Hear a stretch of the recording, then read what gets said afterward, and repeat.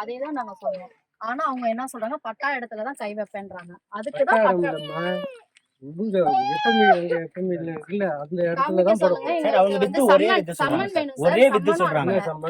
Summon நீங்க பட்டாடத்துல எடுக்கிறீங்களா, அதுக்கான சம்மன் காமிங்க. வித்து ஒரே வித்து தான் சொல்றாங்க. ஒரு வித்து இதுல வராது. நீங்க அதுக்கப்புறம் ரோடுல இருக்கு சாலை, அதை அளந்து காட்டிடுவோம். அதுக்கப்புறம் இஷ்யூ நீங்க வந்து இஷ்யூ கொடுத்துட்டோம். அதுக்கப்புறம் நீங்க தான் அதை பேஸ் பண்ணிக்கிறது. இப்ப மார்க் பண்ணி இன்ஸ்பெக்டர் என்ன சொல்றாங்க, எனக்கு வந்து தாசில்தார் வந்து எனக்கு அத்து காமிங்க, அப்பதான் நாங்க வந்து இது பண்ண முடியும். அத்து காமிச்சிருப்பா.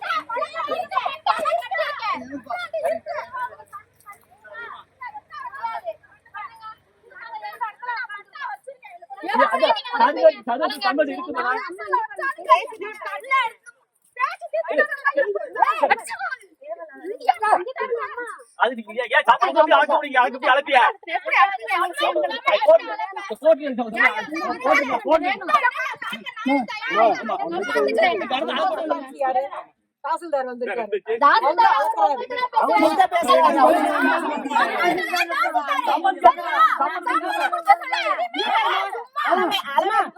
பேச்சு கேளுமா.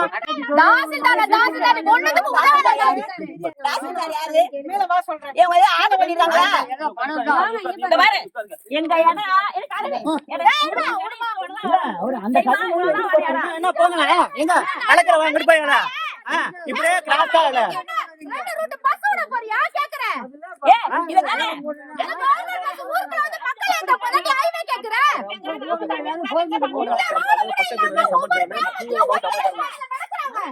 போய் ராமநாடு பக்கத்துல பாருங்க, ஒத்தடி பாருங்க, அங்க போய் ரோடு போடுங்க மக.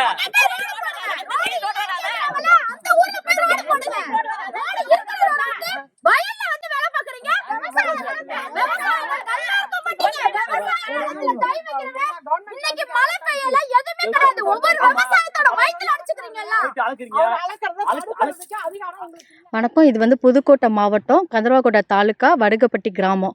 இந்த சொத்து வந்து பார்த்தீங்கன்னா எங்கள் அம்மா நிர்மலா இவங்களோட சொத்து தான். இது பூர்வீக சொத்து. இந்த சொத்து வந்து பார்த்தீங்கன்னா விவசாயம் பண்ணிகிட்ருக்காங்க. விவசாய நிலத்தில் வந்து ஹைவே கான்ட்ராக்ட்லேருந்து எங்களுக்கு ரோடு கொடுத்துருக்காங்க அப்படின்னு சொல்லிட்டு ஒரு தரப்பினர் வந்து எங்களை வந்து மிரட்டுறாங்க.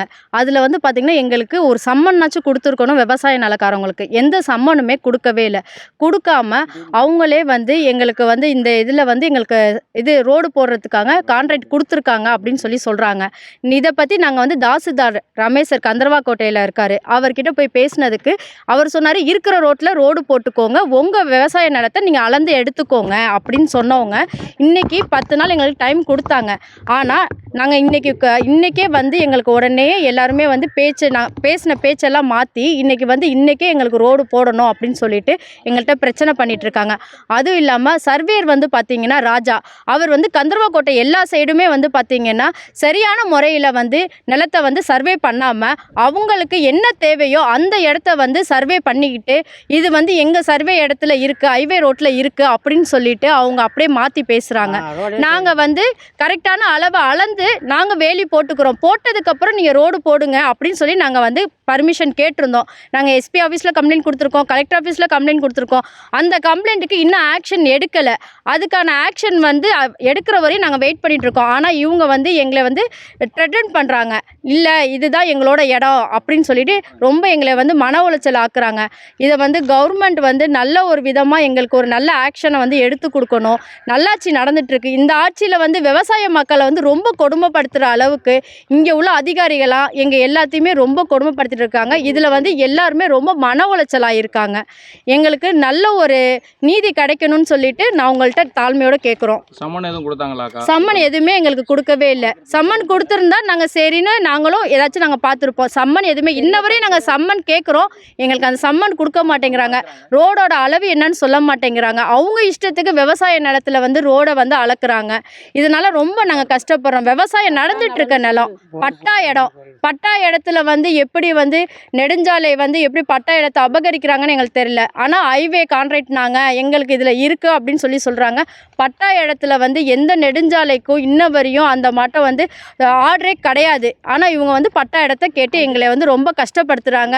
மக்களை வந்து ரொம்ப அதாவது வயசானவங்க இவங்க எல்லாத்தையும் வந்து பார்த்திங்கன்னா ரொம்ப கெட்ட வார்த்தையெல்லாம் பேசி ரொம்ப யூஸ் பண்ணி இது பண்ணுறாங்க. 5 தலைமுறை சொத்து இது. உங்கள் பேருக்கா? என் பேர் கிருத்திகா. இது எங்கள் அம்மா நிர்மலா. இவங்க பேரில் தான் இந்த சொத்து ஃபுல்லாகவே இருக்குது. 5 தலைமுறை சொத்து இப்போ இவங்க பேரில் இருக்குது. வணக்கம் சார். இது பார்த்திங்கன்னா இது எங்கள் மாமியார் இடம். ஸோ இந்த மாதிரி ப்ராப்ளம் வந்திருக்குன்னு சொல்லி எங்களுக்கு ஃபோன் பண்ணப்போ நாங்கள் திருச்சியிலேருந்து வந்தோம். நானும் என் ஒய்ஃபும் கிளம்பி வந்தோம். வந்து பார்க்கும்போது என்ன பண்ணாங்கன்னா அளவு எடுத்துக்கிட்டு இருந்திருக்காங்க. அளவு ஏன் எடுக்கிறீங்க அப்படின்னு கேட்டால் NH ரோடு அப்படின்னு மொதல் சொல்கிறாங்க. இது கிராம வழி சாலை. கிராம வழி சாலையில் நேஷனல் ஹைவேஸ் வரவே வராது. இது எப்படி நேஷனல் ஹைவேஸ் வருது அப்படின்னு சொல்லி கேட்டதுக்கு ஒரு பதிலும் சொல்லலை. 2வது ஐடி கார்டு காட்டுங்கன்னு சொல்கிறோம். ஐடி கார்டும் காட்ட மாட்டேன்றாங்க. சரி ஒரு ஆர்டர் காப்பினாச்சும் காட்டுங்கன்னு சொன்னால் எந்த ஆர்டரும் இல்லைன்னு சொல்லி ஒரு கேஸ் ஃபைல் பண்ணியிருக்காங்க அவங்க சைட்லேருந்து. நாங்கள் அதையும் போய் பார்த்ததுக்கு இன்ஸ்பெக்டர் அம்மா என்ன சொல்லிட்டாங்க, ஆர்டர் காப்பியே இல்லை, நீங்கள் போய் வாங்கிட்டு வாங்க அப்படின்னு சொல்கிறாங்க. சரி அதுக்கு ஒரு டைமிங் எடுக்கணும்னு சொல்கிறதுக்குள்ளே நாங்கள் வந்து எஸ்பி ஆஃபீஸில் கம்ப்ளைண்ட் கொடுத்துருக்கோம், கலெக்டர் ஆஃபீஸில் கம்ப்ளைண்ட் கொடுத்துருக்கோம், எல்லா இடத்துலையும் கம்ப்ளைண்ட் கொடுத்துருக்கோம். எங்கள் கம்ப்ளைண்ட்டுக்கு ஒரு நடவடிக்கையும் எடுக்கவே கிடையாது. நான் இப்போயும் கேட்குறேன், ஏன் நடவடிக்கை எடுக்க மாட்டேன்றீங்கன்னா எடுக்க முடியாது, எங்களால் முடியாதுன்ட்டு போகிறாங்க. அவங்க கம்ப்ளைண்ட் கொடுத்தாங்கன்னா ஆனால் உடனே எடுத்துருவாங்க. அது என்ன விதத்தில் நியாயம்னு எங்களுக்கு தெரில. இந்த அரசாங்கம் வந்து பொதுமக்களுக்கு தான் வந்து சப்போர்ட் பண்ணணும். இவங்க அரசாங்கத்துக்கே சப்போர்ட் பண்ணுறாங்களே தவிர வேறு யாருக்கும் சப்போர்ட் பண்ண மாட்டேன்றாங்க. இது ஒரு கோரிக்கை எங்களுக்கு. 2வது இன்றைக்கி வந்து அளக்குறேன்னு அளந்த சர்வேவர் அவர் கரெக்டாகவே அளக்கலை. நாங்கள் லைவாக நின்று பார்க்குறோம், நாங்கள் சொல்கிறோம் எங்கெங்கே இப்படி போகிறீங்க அப்படின்றோம். நீ போமான்னு தான் சொல்கிறாங்களே தவிர சரியாக அளக்கலை. எங்களுக்கு முறையான ஆளுங்களை அனுப்பிச்சு கரெக்டாக அளந்து எங்கள் நிலத்தை மீட்டு கொடுக்கணும். இதுதான் நாங்கள் கவர்மெண்ட் கொடுக்குற வேண்டுகோள். அவ்வளோதான். பிளே ஸ்டோர் மற்றும் ஆப் ஸ்டோரில் இருந்து பாலிமர் செயலியை QR கோடு மூலம் பதிவிறக்கம் செய்யுங்கள். செய்திகளை உடனுக்குடன் பெறுங்கள்.